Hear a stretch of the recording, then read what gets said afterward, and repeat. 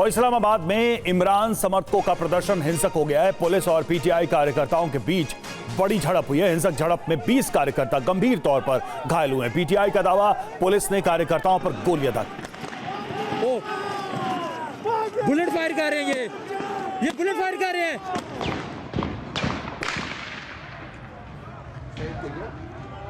तो इन तस्वीरों को, इस वीडियो को आप देख सकते हैं और किस तरह से इसमें जो एम्बियंस है उसमें सुनाई दे रहा है कि पीटीआई के कार्यकर्ता ये कह रहे हैं कि बुलेट फायर किया जा रहा है। आरोप यही लगाया गया है इमरान समर्थकों के द्वारा कि पुलिस की तरफ से, सिक्योरिटी गार्ड की तरफ से उन पर फायर किया गया है। तो रात भर बवाल होता रहा पीटीआई कार्यकर्ताओं के द्वारा।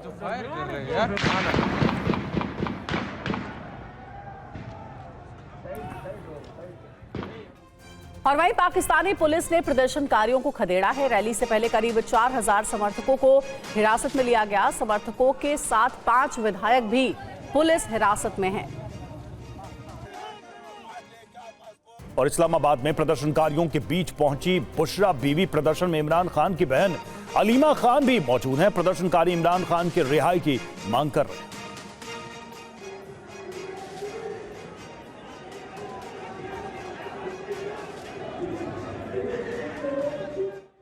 और वहीं पाकिस्तान के गृह मंत्री मोहसिन नकवी का बयान सामने आया है। प्रदर्शनकारी रेड लाइन क्रॉस ना करें, ये कहा गया है। हमें बड़ा कदम उठाने पर मजबूर ना करें, हम शहर पर कब्जा करने की इजाजत नहीं देंगे। और अब आपको दिखाते हैं इस्लामाबाद के डी चौक से TV9 भारतवर्ष के संवाददाता महविश खान की ये रिपोर्ट। इस वक्त मैं डी चौक में मौजूद हूँ और अब जो खबर आई है वो है मुज़ाकरात के बारे में। जिस तरह मुज़ाकरात चल रहे थे पाकिस्तान तहरीक-ए-इंसाफ और नून लीग के वफद की, जिसमें मोहसिन नकवी भी मौजूद थे और उनकी कोशिश थी कि किसी न किसी सूरत के मुज़ाकरात कामयाब हो जाए। लेकिन जो खबर आई है वो ये है कि मुज़ाकरात नाकाम हो गए हैं और तहरीक-ए-इंसाफ किसी सूरत नहीं मान रही कि वो अपना एहतजाज जो है या अपना जलसा या अपना प्रोटेस्ट जो है वो कहीं और रिकॉर्ड करवाए। उन्होंने ये भी कहा है कि हम एक बार फिर से इमरान खान से मिलने दिया जाए ताकि हम इमरान खान से कि वो क्या चाहते हैं। लेकिन उनसे कहा गया है कि आप खुद फैसला करें और ख़ुद बताएं कि क्या करना है। लेकिन क्योंकि आपको पता है कि इमरान खान के अलावा इमरान खान के बगैर उन्होंने कोई फ़ैसला नहीं करना। और जो मुज़ाकरात की जो कमेटी है, जो मुज़ाकरात का जो वफ़द है तहरीक-ए-इंसाफ का, जिसमें बैरिस्टर गौहर है, असद केसर है और शिबली फराज जो है वो इस वक्त मौजूद है और वो ख़ुद से फ़ैसला नहीं ले पा रहे और वो चाहते हैं कि इमरान खान से फिर से मिले और इमरान खान से एक दफ़ा फिर जो है वो उनकी राय मांगे कि क्या करना है।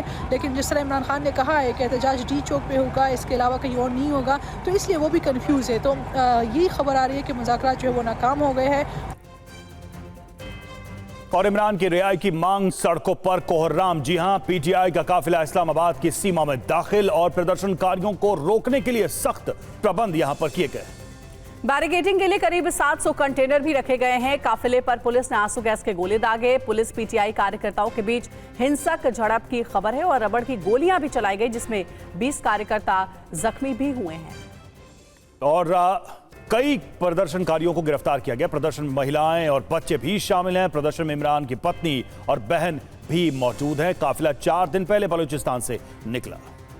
तो देखिए, इस तरीके के हालात फिलहाल पाकिस्तान में बने हुए हैं और ये सब कुछ इमरान खान की रिहाई को लेकर के हो रहा है। इसी पर ज्यादा जानकारी देंगे पाकिस्तान से हमारे सहयोगी गुलाम अब्बास। सीधे उनका रुख करेंगे। गुलाम अब्बास, अभी तक हमने जो देखा कि किस तरीके से इमरान खान की रिहाई की मांग को लेकर प्रदर्शनकारी सड़क पर उतरे, हालात इतने खराब हो गए कि पुलिस के साथ उनकी झड़प तक हो गई। अभी वहां पर क्या सिचुएशन बनी हुई है, क्या कहना है इमरान खान के समर्थकों का पुलिस के रवैये को लेकर? देखिए अंजलि, एक तो ये है कि इमरान खान के जो सपोर्टर्स हैं वो बुशरा बीबी की क़यादत में डी चौक की तरफ अभी भी फॉरवर्ड जा रहे हैं और डी चौक उन्होंने यही ऐलान किया कि वो हर सूरत में डी चौक पहुंचेंगे। रात को हम देखा कि इस्लामाबाद का जो एंट्री पॉइंट था 26 नंबर चुंगी के करीब इंतहाई शदीद क्लैश हुआ। वहाँ पर अभी पीटीआई का काफिला नहीं पहुंचा था, लेकिन जो लोग उनको रिसीव करने के लिए, जो इस्तकबाल के लिए लोग वहाँ पे जमा थे, वहाँ पर पीटीआई ने ये क्लेम किया कि उनके ऊपर फायरिंग की गई, जिसमें 20 लोग जख्मी हुए, जिसके बाद हालात काफ़ी कशीदा हुए। अब सरकार का रुख काफ़ी कड़ा दिखाई दे रहा है। सरकार ने यह फैसला किया है कि वो हर सूरत पे रेड जोन को और जो इस्लामाबाद की अहम बिल्डिंग्स हैं उसकी तरफ आने से रोका जाएगा, उसको हर सूरत में प्रोटेक्ट करेंगे। और बेलारूस के प्रेसिडेंट जो कि पाकिस्तान इस समय पहुंच चुके हैं, उनको डेलीगेशंस यहाँ पर मौजूद हैं, उनको हर सूरत में प्रोटेक्ट किया जाएगा। तो ये सारी सूरत हाल को देखते हुए अंजलि ऐसा लग रहा है कि जो आज का दिन है वो इंतहाई इंपॉर्टेंट होगा। पीटीआई आगे की तरफ मार्च करेगी और सरकार उनको रोकने की कोशिश करेगी। बिल्कुल गुलाम, जिस तरीके से हम देख रहे हैं ये एक बहुत ही सीरियस सिचुएशन पाकिस्तान में हो रही है, लेकिन पीटीआई की तरफ से या इमरान खान की पार्टी में जो भी इस प्रोटेस्ट को लीड कर रहा है, उनका क्या कहना है? क्या वो किसी तरीके से कहीं कोई कॉम्प्रोमाइज करेंगे, कोई कंडीशन रख रहे हैं, या सिर्फ एक ही कंडीशन है, इमरान खान की रिहाई?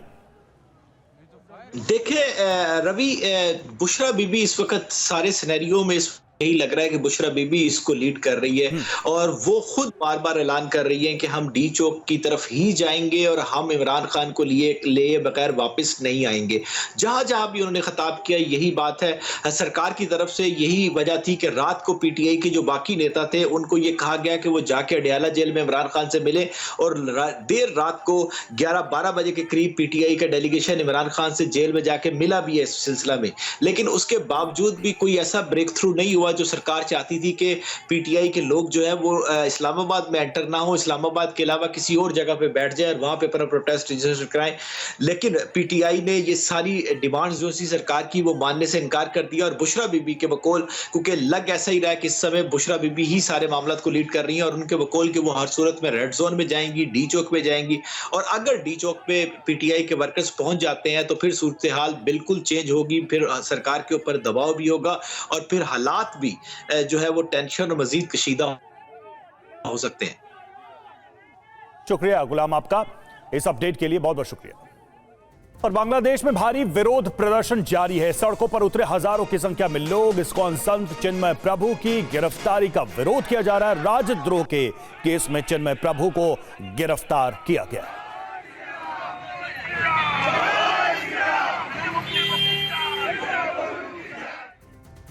सड़कों पर उतरी भीड़ ने लगाए जय श्री राम के नारे और चिन्मय प्रभु की गिरफ्तारी का विरोध भी किया गया। प्रदर्शनकारियों को रोकने के लिए सेना और सशस्त्र बलों की तैनाती की गई है।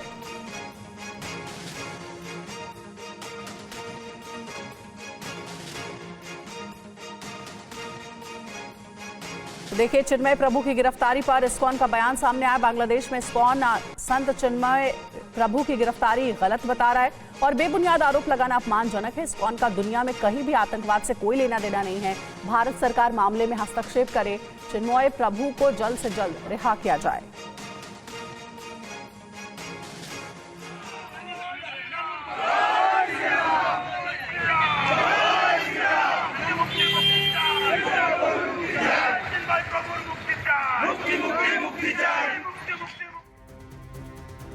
और बीजेपी नेता अग्निमित्रा पॉल ने चिन्मय प्रभु की गिरफ्तारी पर नाराजगी जताई है। कहा कि चिन्मय प्रभु की गिरफ्तारी गलत है।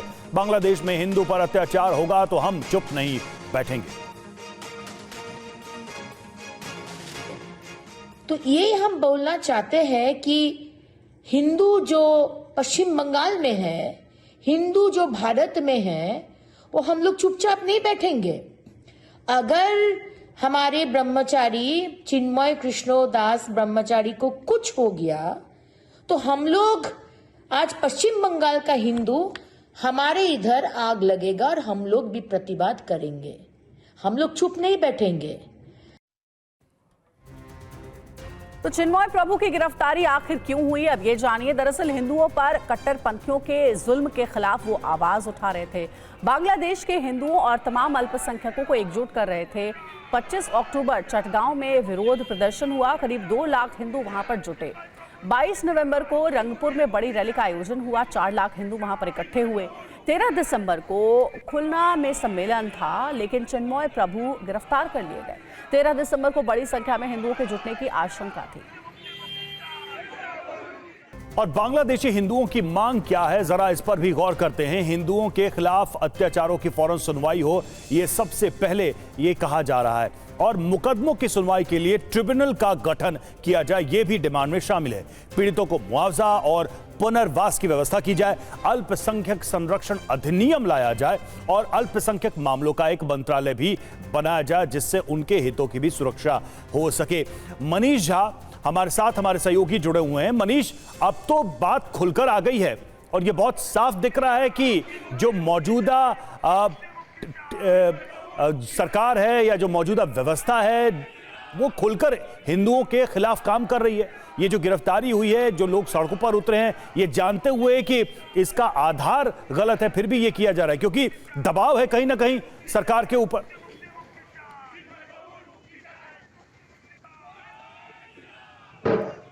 बिल्कुल, देखिए साफ तौर पर है कि ये सब कुछ हो रहा है बांग्लादेश की अंतरिम सरकार के संरक्षण में ही।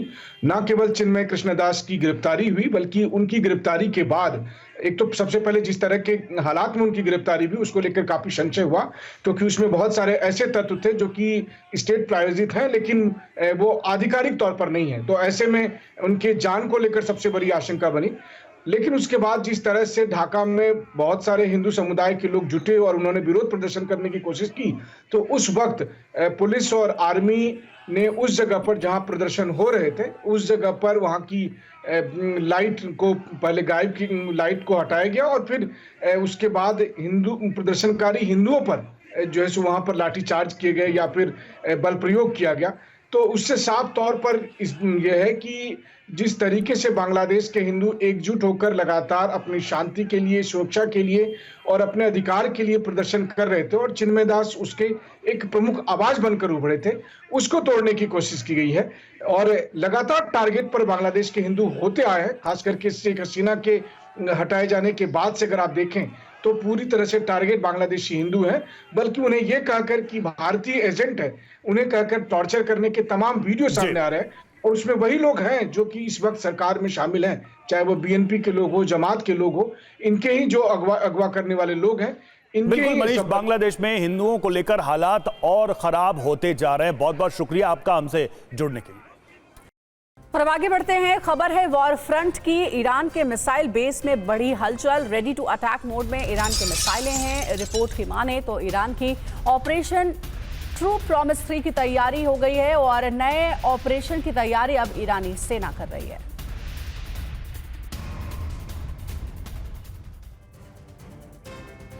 और ईरानी हमले का काउंटडाउन, इजरायल पर बड़े हमले की तैयारी कर रहा है ईरान। जी हां, ईरान की मिसाइल ब्रिगेड तीसरे हमले के लिए तैयार है। ईरान के मिसाइल बेस में भी हलचल पड़ी है, यह रिपोर्ट में दावा है। खमेनेई के सलाहकार अली लारिजानी ने दी है वार्निंग और इजरायल को जवाब देने के सभी विकल्पों पर काम जारी है। टाइम्स ऑफ इजरायल के हवाले से यह खबर सामने आई है। और इधर हिजबुल्लाह का इजरायली नौसेना पर बड़ा हमला हुआ है। हाइफा नेवल बेस पर बमबारी की गई है। रॉकेट हमले से दहला इजरायल का नेवल बेस।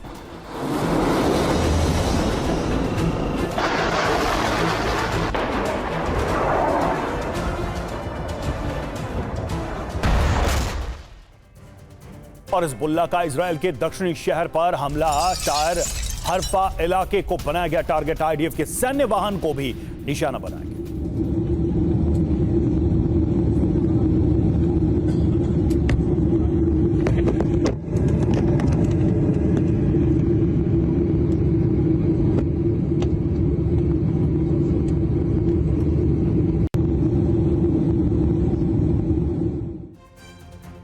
और वहीं हमास लड़ाकों के हमले का वीडियो आया है सामने। अल कुद्स ब्रिगेड ने आईडीएफ पर बमबारी की है।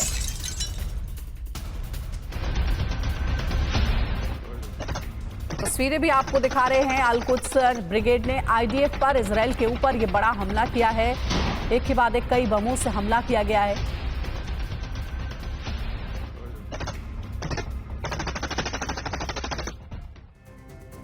और लेबनान का इजरायल के हाइफा शहर पर हमला, मिसाइल हमले में शहर में मच गई तबाही। रिहायशी इलाके में कई इमारतों को नुकसान पहुंचा है।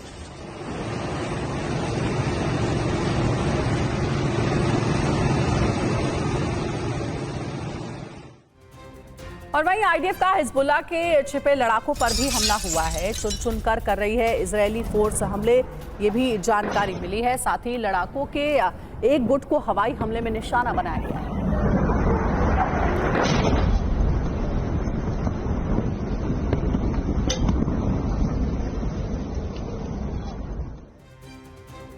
और रूस के कुर्स में एयरबेस पर हमला, कुर्स में वोस्टोक एयरबेस पर धमाके, अटैक एमएस मिसाइल से एयरबेस को टारगेट किया गया।